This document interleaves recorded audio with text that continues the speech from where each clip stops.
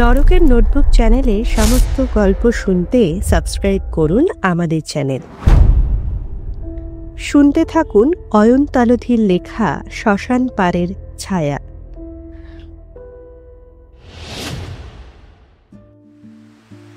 প্রায় ৩০ বছর আগের কথা। নদী পাড়ের একটা ছোট্ট গ্রাম, যার আকাশে মাটিতে আজও লুকিয়ে আছে এক অভিশপ্ত কাহিনী। এই গ্রামে রাজত্ব করত জমিদার হরিদাস। ধনী, প্রভাবশালী, কিন্তু সে নিষ্ঠুরতায় অমানব। লোকেরা বলতো তার চোখে মানুষ মানে কেবল দাস বা শিকার। এই গ্রামেই ছিল এক মেয়ে, রাধিকা। গরিব ঘরের সন্তান, কিন্তু রূপে গুণে অনন্য। মাঠের ধারে দাঁড়িয়ে যখন সে গান ধরত, পুরো গ্রাম কাজ ফেলে মুগ্ধ হয়ে শুনত। আর তখনই হরিদাসের চোখে জেগে উঠল এক নোংরা কামনায়। হরিদাস তাকে দেখে পাগলের মতো কামনায় জড়িয়ে পড়ে। সে তাকে পেতে চায়, কিন্তু কিছুতেই তা হচ্ছে না। প্রলোভন দিয়ে, ভয় দেখিয়ে সব রকম চেষ্টা করে, কিন্তু রাধিকা তাকে বারবার প্রত্যাখ্যান করেছিল। সে ছিল সন্তান সম্ভবা, 4 মাসের অন্তঃসত্ত্বা। তার স্বামী এক দরিদ্র কৃষক, যার সর্বনাশ হরিদাস আগেই করে ফেলেছিল। যখন হরিদাস শুনল রাধিকা সন্তান সম্ভবা, তখন সে চিৎকার করে উঠেছিল, সে যদি আমার না হয় তাহলে অন্য কারোরও হবে না। এক ঝড়ের রাত, সেদিনটা ছিল পূর্ণিমা। লোক পাঠিয়ে রাধিকাকে জোর করে তুলে আনে হরিদাস। শ্মশান পাড়ের বটগাছের তলায় তাকে দড়ি দিয়ে বেঁধে ফেলে রাখা হয়। গ্রামের মানুষ দূর থেকে শুনেছিল শুধু তার কান্না আর চিৎকার। আমার পেটের সন্তানটাকে বাঁচতে দাও, আমার পেটের সন্তানটাকে বাঁচতে দাও। কেউ এগিয়ে এলো না, কারণ জমিদারের ভয়ে সবার হাত পা বাঁধা। আর সেই রাতেই রাধিকাকে নৃশংসভাবে হত্যা করা হলো। তার রক্ত নদীর জলে মিশে যায়, আর অজাত সন্তানের রক্ত গড়িয়ে পড়ে বটগাছের শিকড়ে। হরিদাস, তোর বংশ যদি ধ্বংস না হয়, তবে আমার আত্মা কোনোদিনও শান্তি পাবে না। সেই থেকে অদ্ভুত অশান্তি ভর করল জমিদারের জীবনে। রাতের পর রাত সে পাগলের মতো ঘুরে বেড়াতো এই বটগাছের নিচে। এক পূর্ণিমার রাতে সেও মিলিয়ে গেল নদীর ভয়ঙ্কর ঘূর্ণির ভেতর। তবু শান্তি আসেনি, না হরিদাসের না রাধিকার। কারণ মাঝখানে বন্দী সেই অজাত সন্তানের চিরকালের আর্তনাদ। আজও পূর্ণিমার রাত নামলে সেই কান্না ভেসে আসে বাতাসে। শাঁখের সুরের সঙ্গে মিশে শোনা যায় অভিশপ্ত প্রতিধ্বনি। এই গ্রাম চিরকালীন অভিশপ্ত। এরই মাঝে সময় স্রোতে কেটে গেছে 30টা বছর।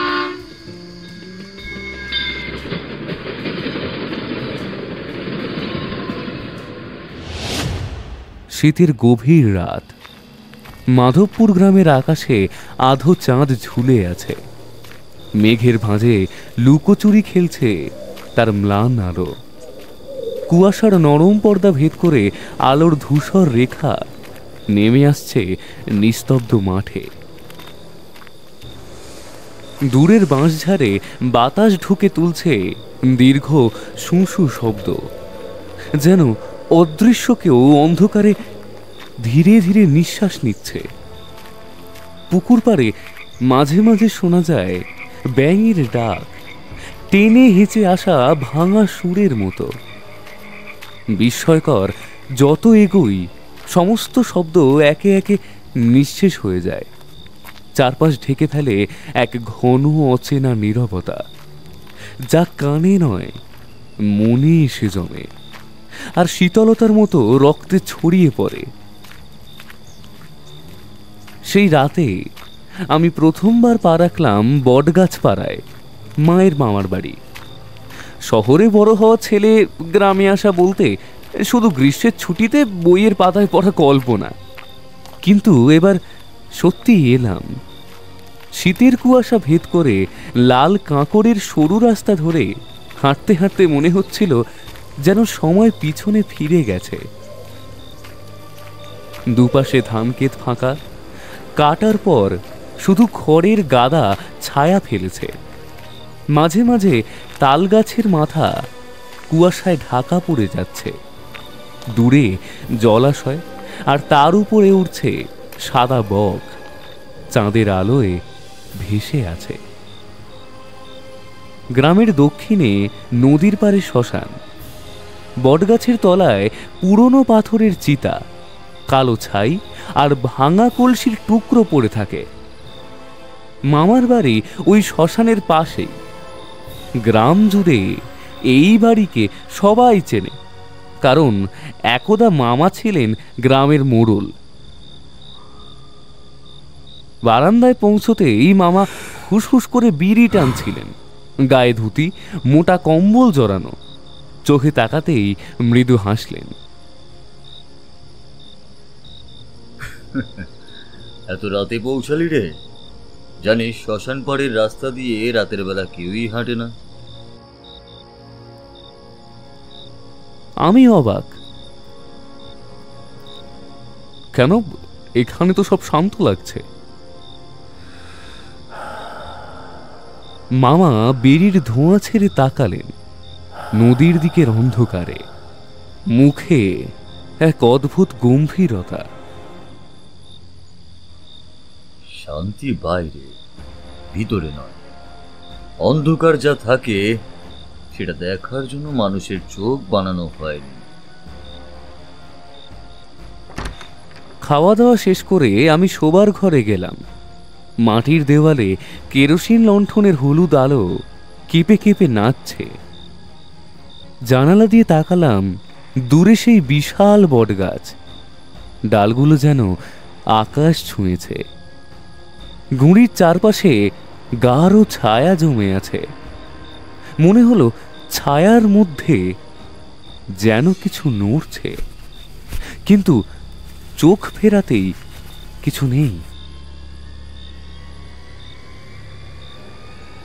রাতের কোন সময় ঘুম ভেঙে গেল তা বুঝতে পারিনি। হয়তো ঠান্ডায়, হয়তো হাওয়ার শব্দে, কিন্তু হাওয়া তো নেই, কুয়াশা স্থির।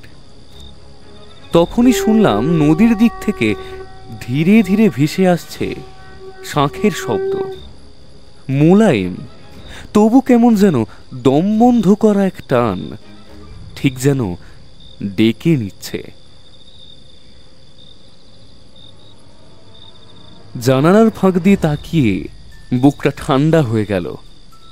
বটগাছের নিচে একজন দাঁড়িয়ে, সাদা ধুতি, কাঁধে কাঁথা চাপানো, কিন্তু মুখ দেখা যাচ্ছে না। গায়ের লোম দাঁড়িয়ে গেল। যখন সে মাথা তুলল, তার চোখ নেই। যেখানে চোখ থাকার কথা সেখানে শুধু গভীর কালো গর্ত। তবু আমি অনুভব করলাম সেই দৃষ্টি সোজা আমার দিকে। ঠোঁট নড়ছে ধীরে, কিন্তু শব্দ যেন সরাসরি আমার কানের ভেতর ঢুকছে। এখনো সময় আছে, চলে যা। শ্বাস নিতে কষ্ট হচ্ছিল, চোখের পলক ফেলতে ভয় লাগছিল। পরের মুহূর্তেই দেখলাম সেই মানুষটা ধীরে ধীরে বট গাছের গুঁড়ির সঙ্গে মিশে গেল, যেন ছিলই না। ঠিক তখন দূরে কুকুর একসঙ্গে হুক্কা হুয়া দিল। শাঁখের শব্দ যেন হঠাৎ থেমে গেল। আমি বিছানায় বসে রইলাম, কানের ভেতর এখনো সেই ফিসফিসানি বাজছে। চলে যা, চলে যা।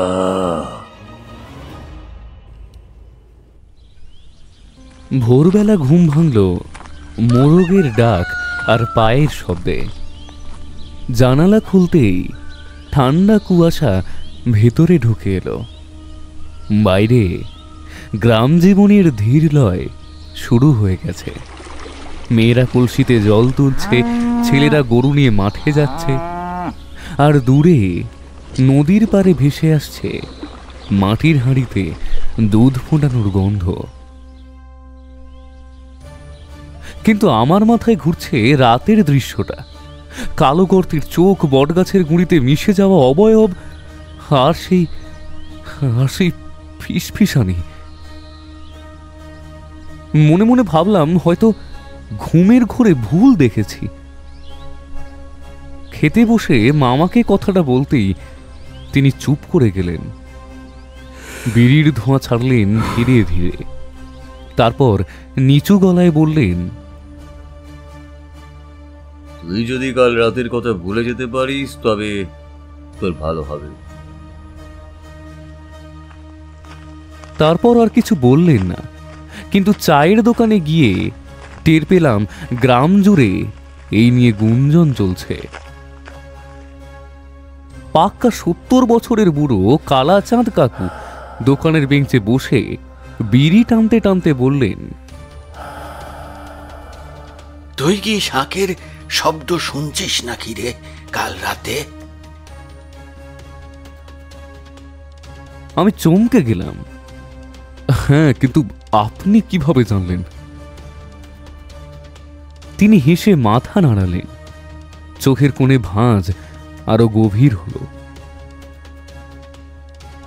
হ্যাঁ, ওটা যদি শ্মশান থেকে আসে তাহলে কেউ ডাকছে তোকে। তবে ডাকে সাড়া দিলে ফেরার পথ থাকে না রে। বাকি গ্রাহকরা চুপচাপ শুনছিল, কেউ কিছু বলতে চাইছিল না, শুধু চোখাচোখি হচ্ছিল। কালাচাঁদ কাকু চায়ের কাপটা নামিয়ে বললেন, তুই এখানে নতুন, জানিস না ওই বট গাছের তলায় কারা রাতের বেলায় দাঁড়ায়। তবে এ কথা মনে রাখ, পূর্ণিমার রাতে যদি শাঁখের শব্দ শুনিস, জানলা বন্ধ করে শুয়ে পড়বি, বাইরে তাকাবি না, যতই ডাকু, বুঝেছিস? আমি কৌতূহলী হয়ে জিজ্ঞেস করলাম, কিন্তু কেন? আসলে হয়েছেটা কি? তিনি এক দৃষ্টে আমার দিকে তাকিয়ে বললেন, সব কথা সব সময় বলার নয় রে। যে বলেছিল সে এখন ওই পারেই শোয়। আমি আর কিছু জিজ্ঞেস করার আগেই হাওয়া বইল দোকানের ভেতরে। কেরোসিনের কুপি কেঁপে উঠল। কালাচাঁদ কাকু হঠাৎ চুপ হয়ে গেলেন। বাকিরাও মুখ ফেরালো জানালার দিকে। আমি তাকিয়ে দেখলাম দূরে নদীর ধারে কুয়াশার মধ্যে বটগাছের নিচে কাল রাতের সেই সাদা ধুতি পরা অবয়ব দাঁড়িয়ে আছে। আর খুব ক্ষীণভাবে আমার কানে ভেসে এলো, তুই তো ফিরে আসবি। চায়ের দোকানের ভিড় একটু কমতেই কালাচাঁদ কাকু আমাকে হাতের ইশারায় বাইরে রাখলেন। হায় হায়, তোরে যা বলার তা এখানে বলা ঠিক হবে না রে। দোকান থেকে বেরিয়ে আমরা নদীর ধার ধরে হাঁটতে লাগলাম। শীতের রোদে কুয়াশা কিছুটা কেটে গেছে, কিন্তু শ্মশান পাড়ের দিকে যেতে যেতে বাতাস যেন ভারী হয়ে এলো। নদীর জল ধূসর, তাতে ভেসে আছে শুকনো পাতা আর কোথাও কোথাও পুড়ে যাওয়া কাঠের টুকরো। বটগাছের কাছে পৌঁছে কাকু থামলেন, হাত দিয়ে গুঁড়ির উপর আলতো চাপ দিয়ে বললেন, এই গাছই সব দেখেছে। 30 বছর আগের এক পূর্ণিমার রাতে এখানেই ঘটেছিল সেই ঘটনা। আমি চুপ করে শুনতে লাগলাম। তখন এ গ্রামের মোড়ল ছিলেন মহাশয় হরিদাস চৌধুরী। ধনী, প্রভাবশালী, কিন্তু নিষ্ঠুর এক মানুষ। গ্রামের এক মেয়ের প্রতি তার লালসা ছিল। নাম রাধিকা।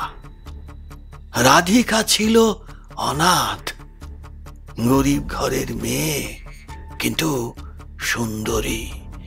আর সেই সৌন্দর্যই তার কাল হলো। কালাচাঁদ কাকুর গলায় কষ্টের ছাপ ফুটে উঠল। রাধিকা গর্ভবতী হয়েছিল। এই কথা জানতে পেরে হরিদাস চৌধুরী ক্রোধে উন্মত্ত হয়ে সাজেতো এক রাতে রাধিকাকে তুলে নিয়ে আসে ওই বট গাছের তলায়। তারপর তিনি থামলেন, যেন মনে হচ্ছে কথাটা বলতে গিয়ে গলা শুকিয়ে গেছে। আমি অপেক্ষা করলাম।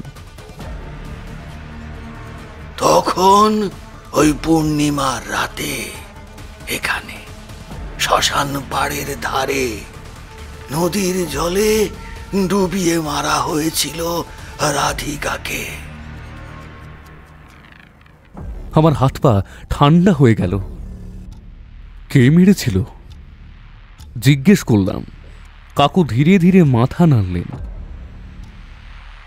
যারা মেরেছিল তারা কেউই বেঁচে নেই আজ। দুর্ঘটনা, অসুখ বা অদ্ভুত ভাবে হারিয়ে যাওয়া, সবাই চলে গিয়েছে। কেউই শান্তিতে মরেনি রে।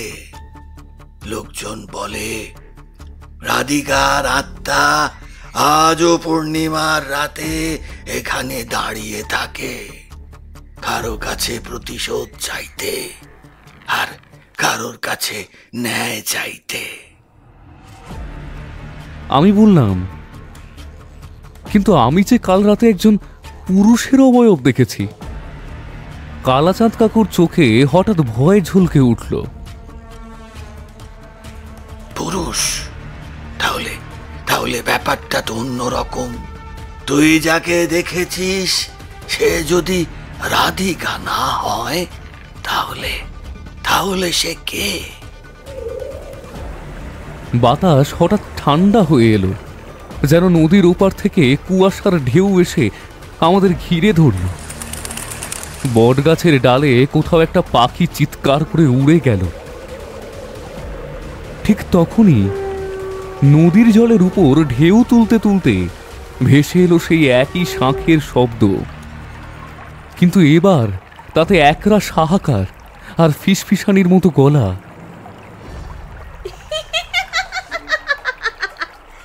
আমি তোদের অপেক্ষায় আছি।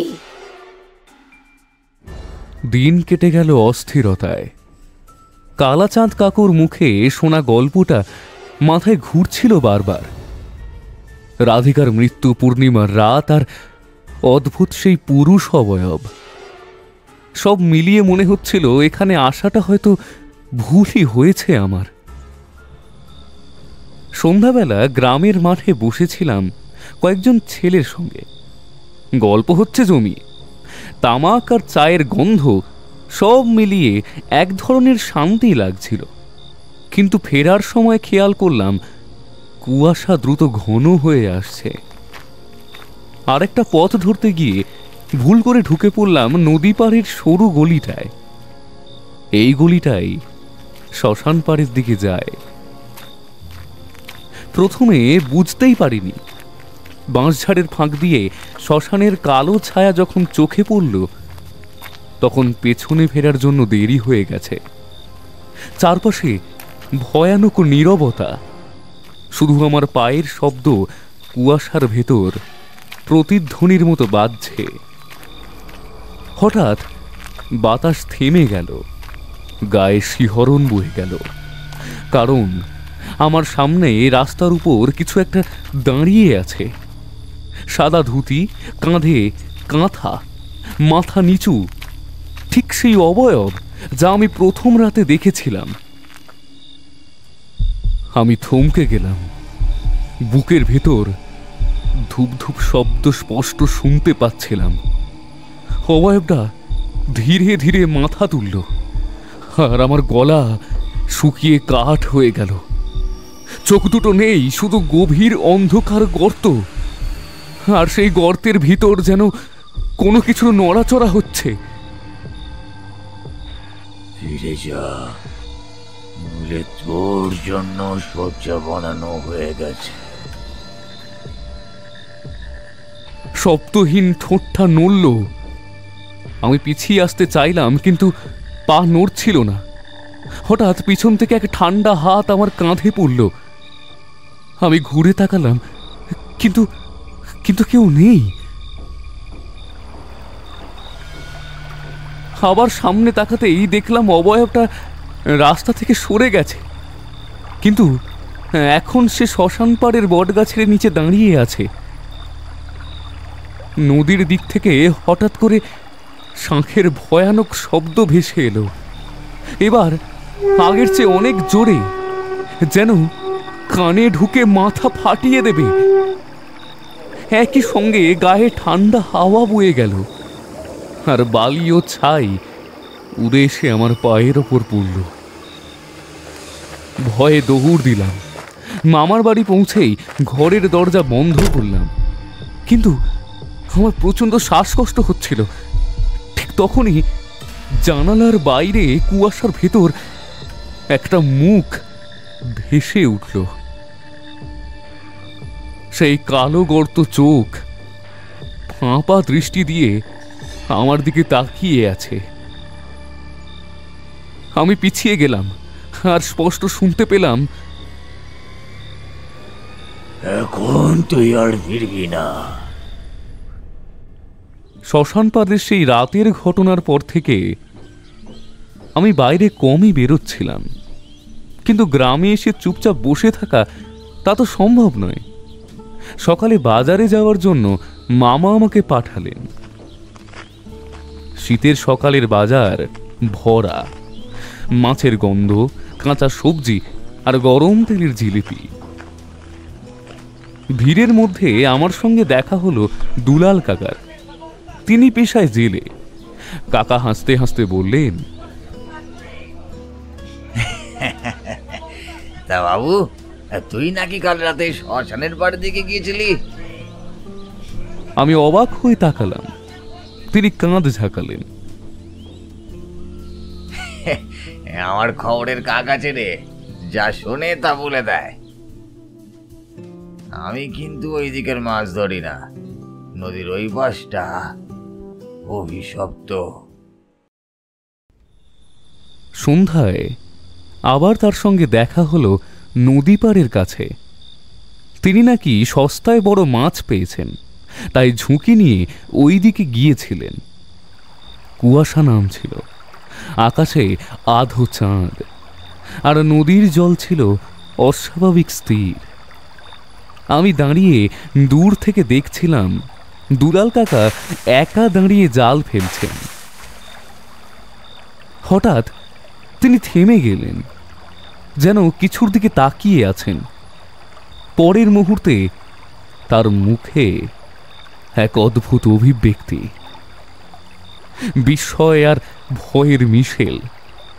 ধীরে ধীরে তিনি জলের দিকে এগোতে লাগলেন, যেন কেউ তাকে টেনে নিয়ে যাচ্ছে। আমি চিৎকার করে ডাক দিলাম, কাকা, কাকা, সাবধানে। কোনো উত্তর এলো না। তিনি জলে নেমে গেলেন হাঁটু পর্যন্ত, তারপর কোমর পর্যন্ত, আর তারপর জলের নিচ থেকে তার পা কেউ যেন টেনে নিয়ে গেল। মুহূর্তের মধ্যে অদৃশ্য হয়ে গেলেন কাকা। আমি দৌড়ে তীরে পৌঁছলাম। নদীর জল স্বাভাবিক, শুধু এক ফোঁটা ঢেউও নেই, যেন কিছুই হয়নি। জালের কিছু অংশ ভেসে উঠেছে, তাতে তার গায়ে কাদা লেগে আছে। আর ঠিক তখনই জলের মাঝখান থেকে ভেসে এলো সেই অভিশপ্ত শাঁখের শব্দ। তার সঙ্গে ভেসে এলো খুবই ক্ষীণ এক নারী কণ্ঠ। সে তো আমার হয়ে গেল, তুইও আসবি। আমার পা যেন জমে গেল। মনে হলো কুয়াশার ভেতর নদীর মাঝখানে দাঁড়িয়ে আছে একটি অবয়ব। চুল ভেজা, সাদা শাড়ি, আর মুখে অন্ধকার। আমি পিছনে ফিরতেই দেখলাম কালাচাঁদ কাকু ছুটে আসছেন, তার চোখে আতঙ্কের ছাপ। তুই তুই যা দেখেছিস বাবা, তা কাউকে বলবি না, কাউকে না। বড় বিপদে পড়ে গেছিস বাবু। আজ থেকে তুই সাবধানে থাকিস, বুঝলি? দুলাল কাকার নিখোঁজ হওয়ার পর পুরো গ্রাম স্তব্ধ।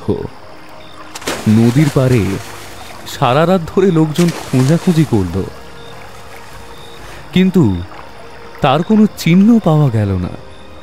শুধু ভেসে উঠেছিল জালের এক টুকরো। তার গায়ে কাদা আর নদীর গন্ধ ছাড়াও ছিল একটা অদ্ভুত গন্ধ, কাঁচা মাটির সঙ্গে পচা ফুলের মিশেল, ঠিক যেমন শ্মশান ঘাটে পাওয়া যায়। সকালে কালাচাঁদ কাকু আমাকে একপাশে ডেকে নিলেন। তার মুখে আতঙ্কের ছাপ স্পষ্ট, চোখ লাল, যেন রাতভর ঘুমাননি। শোন বাবু, যা বলবো মন দিয়ে শোন। তুই এখন বড় বিপদের মধ্যে আছিস। এই বিপদ এড়াতে হলে সত্যিটা জানা দরকার। আমরা হাঁটতে হাঁটতে গেলাম গ্রামের প্রান্তে, যেখানে একসময় হরিদাস চৌধুরীর বিশাল দোতলা বাড়ি ছিল। এখন তা ভগ্নপ্রায়। দেওয়ালে ফাটল, জানলায় কাকের বাসা, আর দরজার সামনে ঝুলে আছে জং ধরা তালা। কাকু ধীরে ধীরে বলতে লাগলেন, রাধিকা গর্ভবতী হওয়ার পর হরিদাস শুধু ওকেই মারেনি। শোন, এটাই গ্রামের সবচেয়ে বড় অভিশাপের কারণ। রাধিকার সঙ্গে থাকা বাচ্চাটাও বেঁচে ছিল না। নদীতে ফেলার আগে ওর হাত পা বেঁধে সঙ্গে পাথর বেঁধেছিল, যেন কেউ খুঁজে না পায়। তাহলে শাঁখের শব্দ আর নারী কণ্ঠ? ওই আত্মা শুধু নিজের জন্য প্রতিশোধ চায় না রে, ও চায় তার সন্তানের জন্য। আর তুই যাকে সাদা ধুতি পরা দেখেছিস, সে... কাকু হঠাৎ থেমে গেলেন। চারপাশের বাতাস কেমন ভারী হয়ে উঠল। দূরে বাঁশঝাড়ের ফাঁক দিয়ে একটা ছায়া নড়ল। আমি তাকিয়ে দেখলাম একজন বৃদ্ধ, মাথায় সাদা পাগড়ি, কাঁধে ধুতি, কিন্তু মুখে কোনো চোখ নেই, শুধু কালো গর্ত। কাকু আমার হাতটা শক্ত করে ধরলেন। এটাই হরিদাস চৌধুরীর আত্মা। ও মরে গিয়েও শান্তি পায়নি রে, কারণ রাধিকাকে ডুবিয়ে মারার পর থেকে ওই বট গাছের নিচেই বাঁধা পড়ে আছে। কিন্তু গত কয়েক বছরে... তিনি গলা নামালেন। ওর সঙ্গে আর কেউ আছে রে, মানে? আমি অবাক হয়ে জিজ্ঞেস করলাম। রাধিকার আত্মা আর হরিদাসের আত্মা দুটোই শ্মশান পাড়ে আছে, কিন্তু তারা একে অপরের শত্রু। হরিদাস চায় না রাধিকা শান্তি পাক, আর রাধিকা চায় না হরিদাস মুক্তি পাক। এই দ্বন্দ্বেই ওরা গ্রামের মানুষদের টেনে নেয়। আমার শরীর ঠান্ডা হয়ে গেল। কাকুর চোখে আতঙ্ক। দুলাল কাকার নিখোঁজ হওয়া, ও এটা কোনো এক পক্ষের কাজ, কিন্তু এখন বিপদ হলো। তুই দুজনেরই নজরে পড়ে গেছিস বাবা। ঠিক তখনই দূরে নদীর দিক থেকে শাঁখের শব্দ বেজে উঠল, আর তার সঙ্গে মিশে গেল গভীর পুরুষ কণ্ঠের হাসি, কর্কশ, শ্মশানের নীরবতা ভেঙে ফেলার মতো। কাকু ফিসফিস করে বললেন, ওরা ওরা দুজনেই তোর জন্য অপেক্ষা করছে রে। দুলাল কাকার নিখোঁজ হওয়ার পর 3 দিন কেটে গেছে। গ্রাম জুড়ে গুজব ছড়িয়েছে তাকে নাকি জলের নিচে টেনে নেওয়া হয়েছে। কেউ বলে তিনি নিজেই আত্মহত্যা করেছেন, কিন্তু আমি আর কালাচাঁদ কাকু জানি সত্যিটা এর চেয়েও অনেক ভয়ঙ্কর।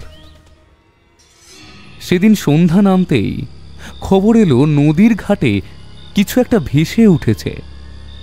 গ্রাম থেকে কয়েকজন লোক ছুটে গেল, আমিও গেলাম কাকুর সঙ্গে। ঘাটের ধারে পৌঁছতেই এক অদ্ভুত গন্ধ নাকে এলো। পচা ফুল, ভেজা কাঠ আর পচা মাংসের মিশ্রণ। নদীর জলে আধোডোবা একটা জিনিস ভাসছে। প্রথমে মনে হলো গাছের গুঁড়ি, কিন্তু একটু কাছে যেতেই বুকের ভেতরটা ধক করে উঠল। ওটা মানুষের দেহ, কিন্তু মাথার অর্ধেকটা নেই। মুখের এক পাশ যেন কেউ ধারালো কিছু দিয়ে কেটে নিয়েছে। বাকি অর্ধেক মুখে খালি গর্ত।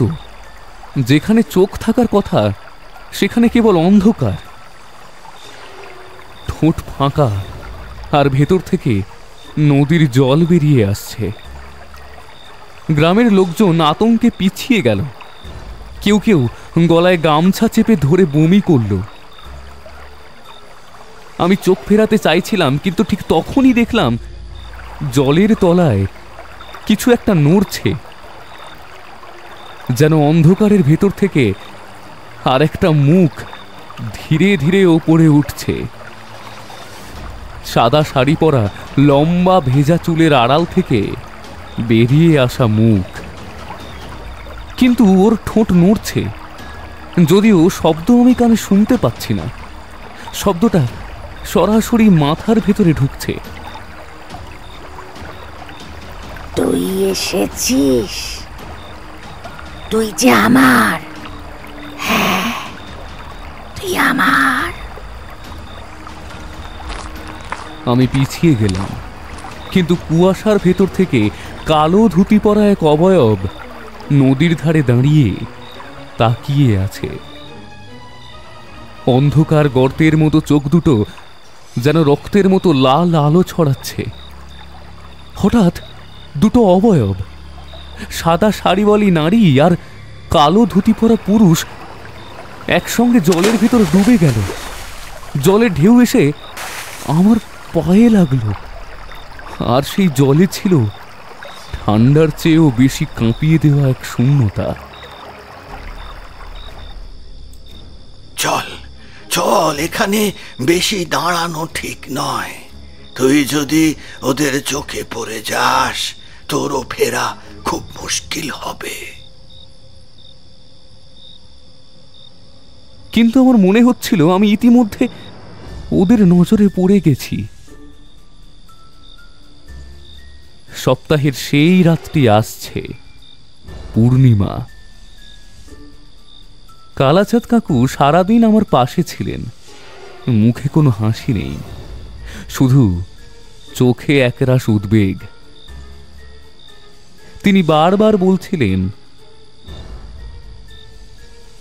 রাতে ঘরের দরজা জানলা বন্ধ করে শুয়ে পড়বি, যাই হোক বাইরে বেরোবি না। কিন্তু আমার মন বলছিল, যদি সত্যিটা জানতে হয় আজ রাতই সেই সময়। রাত 10টা নাগাদ আকাশে পূর্ণ চাঁদ উঠল। কুয়াশা গাঢ় হতে লাগলো।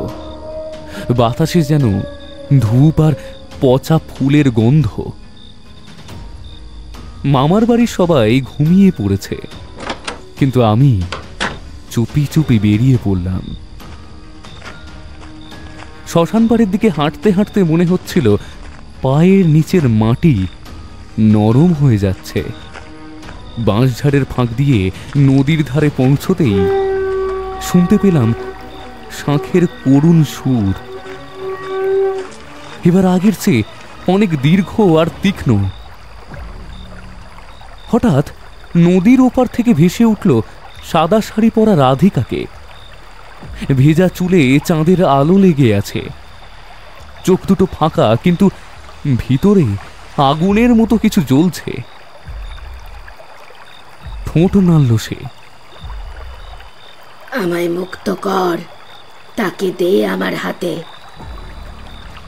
কিন্তু তার বিপরীতে দাঁড়িয়ে গেল হরিদাসের আত্মা। কালো ধুতি, সাদা কাঁথা আর সেই কালো গর্তের চোখ। তার কণ্ঠ বজ্রের মতো। তুই মরেছিস, তোর মুক্তি হবে না। এই গ্রাম চিরকাল আমার ছায়ায় ঢাকা থাকবে। হঠাৎ আকাশে কালো মেঘ জমে গেল। চাঁদের আলো ক্রমশ ক্ষীণ হয়ে আসছে। বাতাসের ঝাপটায় নদীর জল ফুঁসে উঠল। দুটো আত্মা যেন অদৃশ্য শক্তিতে একে অপরের দিকে ধেয়ে গেল।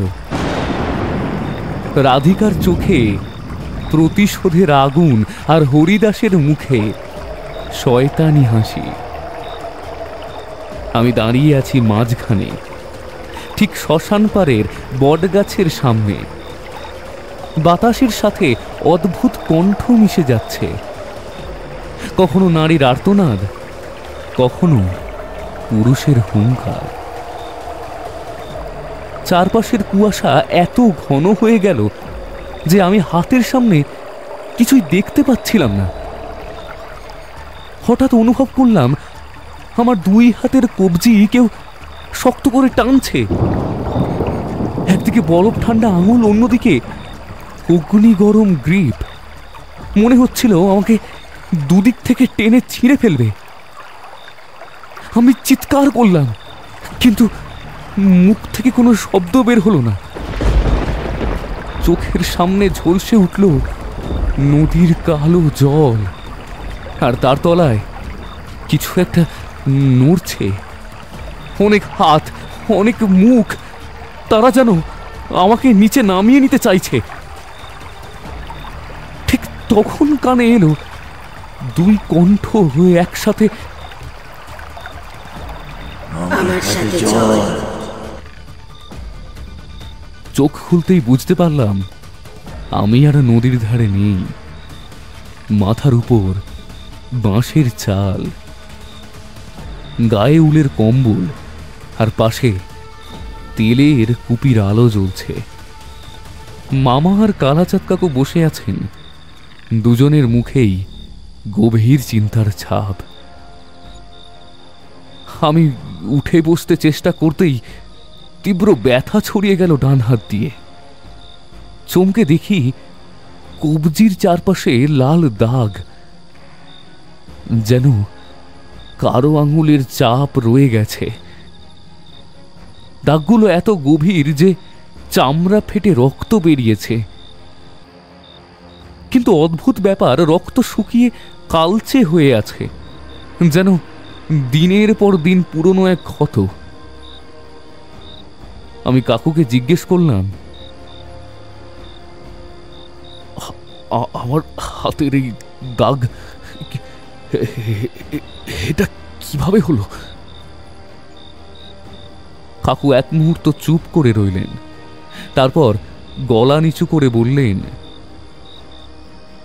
তুই দুজনের হাতেই ধরা পড়েছিস। হে দাগটা ওই বাম দিকেরটা রাধিকার আর ডান দিকেরটা হরিদাসের। এখন তুই ওদের দুজনেরই মাঝখানে। আমার বুক ধরপড় করতে লাগলো। হ্যাঁ, এখন কি হবে?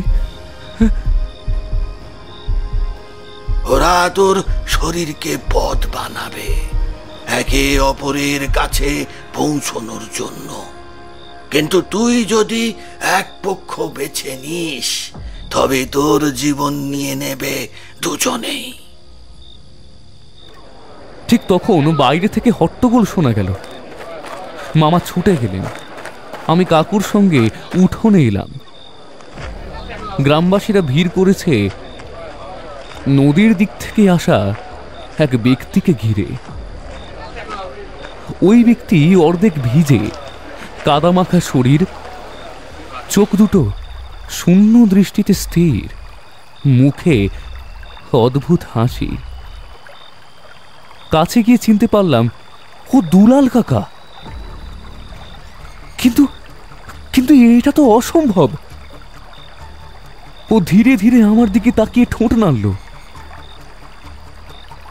সে তোকে ডাকছে।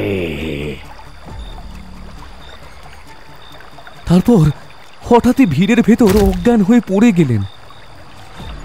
সবাই মিলে ওকে তুলে নিয়ে গেল, কিন্তু আমার চোখ পড়ল নদীর ধারের দিকে। কুয়াশার ভেতরে বট গাছের নিচে দাঁড়িয়ে আছে সাদা শাড়ি পরা এক অবয়ব।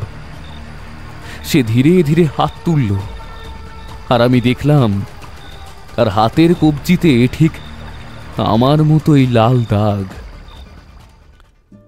পূর্ণিমার রাতের পর কেটে গেছে বেশ কয়েকটা দিন, কিন্তু গ্রামের বাতাসে এখনো ভয়ের গন্ধ।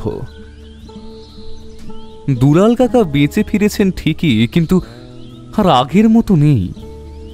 সারাদিন চুপচাপ করে বসে থাকেন, মাঝে মাঝে গুনগুন করে কথা বলেন এমন কারোর সঙ্গে যাকে আমরা দেখতেই পাই না। আমার কবজির দাগগুলো গাঢ় লাল থেকে কালচে হয়েছে, কিন্তু ব্যথা কমেনি। প্রতি রাতে স্বপ্নে দেখি নদীর ধারে বটগাছের নিচে দাঁড়িয়ে থাকা রাধিকা আর নদীর ওপারে হরিদাস। দুজনেই হাত বাড়িয়ে ডাকছে, কিন্তু একসঙ্গে তো যেতে পারি না। সেদিন সন্ধ্যায় কালাচাঁদ কাকু এসে বললেন, আজই শেষ সুযোগ। ওরা আজ রাতে চূড়ান্ত চেষ্টা করবে। তুই যদি আজ ওদের মধ্যে একজনকে বেছে নিস তবে তোর আত্মা চিরদিন এই শ্মশান পাড়ে আটকে যাবে। রাত বাড়তে লাগলো। আমি একা নদীর ধারে গেলাম সিদ্ধান্ত নেওয়ার জন্য। আকাশে পূর্ণ চাঁদ, কিন্তু চারপাশ অদ্ভুতভাবে অন্ধকার। বটগাছের নিচে রাধিকা দাঁড়িয়ে, সাদা শাড়ি, ভেজা চুল আর চোখে অসহায়তার ছাপ। আমায় মুক্ত কর, তুই আমার পক্ষে দাঁড়া, আমি তোকে রক্ষা করব। ঠিক তখনই নদীর জল ফুঁসে উঠল, আর ওপার থেকে হরিদাসের গলা, ওকে বিশ্বাস করিস না, ওর অভিশাপের শেষ তুই। আমার পাশে আয়, তোর জীবন রক্ষা হবে। দুপাশ থেকে শীতল আর অগ্নিগরম হাওয়া এসে আমাকে ঘিরে ধরল। আমার মাথার ভিতর যেন দুটো কণ্ঠ লড়াই করছে। আমি জানি যাকে বেছে নেব সে, আর অন্যজন আমার ধ্বংস ডেকে আনবে। ঠিক তখন মনে পড়ল কালাচাঁদ কাকুর কথা। ওরা দুজনেই পাপী। তুই যদি সত্যিই মুক্তি চাস, ওদের কাউকেই বেছে নিস না। আমি কারোর দলে যাচ্ছি না, তোমরা দুজনেই এখানেই পচে মরো। হঠাৎ আকাশে বিদ্যুতের ঝলকানি, বজ্রপাতের শব্দ, আর দুই আত্মা একসঙ্গে চিৎকার করে উঠল। নদীর জল ঘুরে ঘুরে কালো ঘূর্ণি তৈরি করল। বটগাছের পাতা উড়তে লাগল। শেষ মুহূর্তে রাধিকার মুখ ঘুরে এলো আমার দিকে। ভয়ঙ্কর এক অভিশপ্ত মুখ। তার চোখ থেকে ঠিকরে বেরিয়ে আসছে অদ্ভুত এক আলো। কাঁপা কাঁপা ঠোঁটে বলতে লাগলো, তুই পালাতে পারবি না। তারপর হঠাৎ সবকিছু ডুবে গেল ঘন অন্ধকারে, আর আমি অচেতন হয়ে পড়লাম। যখন চোখ খুললাম, চারপাশে নীরবতা। নদীর জল শান্ত। ভোর হয়ে এসেছে, আর বটগাছের নিচে কেউ নেই। কবজির দাগও উধাও। আমি হাঁটতে হাঁটতে গ্রামে ফিরলাম, কিন্তু হঠাৎ নদীর দিকে তাকাতেই বুকের ভেতরটা ঠান্ডা স্রোত বয়ে গেল।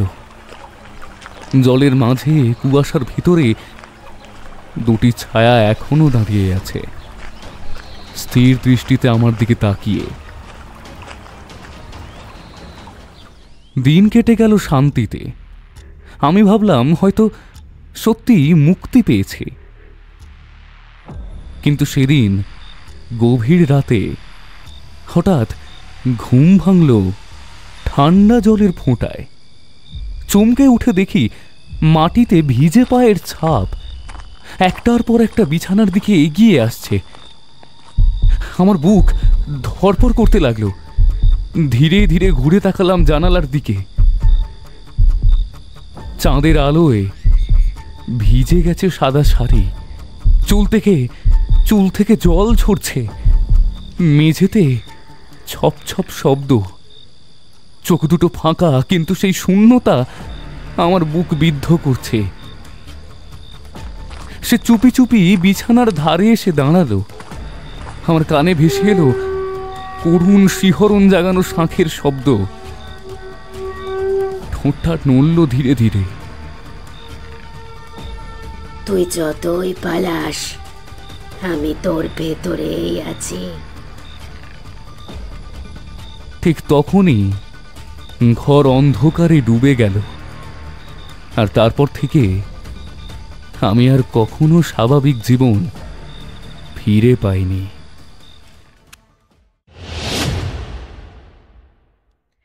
এতক্ষণ আপনারা শুনছিলেন অয়ন তালধির কাহিনী শ্মশান পাড়ের ছায়া, প্রেজেন্টেড বাই নরকের নোটবুক। আশা করি আজকের গল্পটি আপনাদের ভালো লেগেছে।